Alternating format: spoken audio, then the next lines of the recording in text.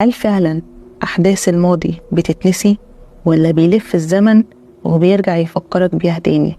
بتبدأ قصة الكتاب بعبد الرحمن. عبد الرحمن كان عنده 5 إخوات، منهم عائشة. يقول لعائشة: إيه رأيك نتجمع إحنا كلنا في بيتنا القديم قبل قرار إزالته؟ اللي هي فعلا بتشوفها فكرة مناسبة جدا، وبيتجمعوا فعلا. فهد كان بيحكي عن قد إيه أمهم بتخاف عليهم من الهوى الطاير، ولكن أخوه بندر بيقول له: لو أنت عايز تعيش طفولتك تاني فالكرة بتاعتك القديمة موجودة في البيت فوق. وفعلا بيطلع فهد وأخوه بندر بيطلع معاه، ولما بيوصلوا للكورة بندر بيستغرب وبيقول: أنا الكورة دي لما جيت كانت على الناحية التانية من الأوضة. ولكن قبل كمان ما يخرجوا يلاقوا إن في صورة لعبد الرحمن وعائشة، صورة زمان وهم عايشين في البيت ده، معاهم طفل شكله غريب.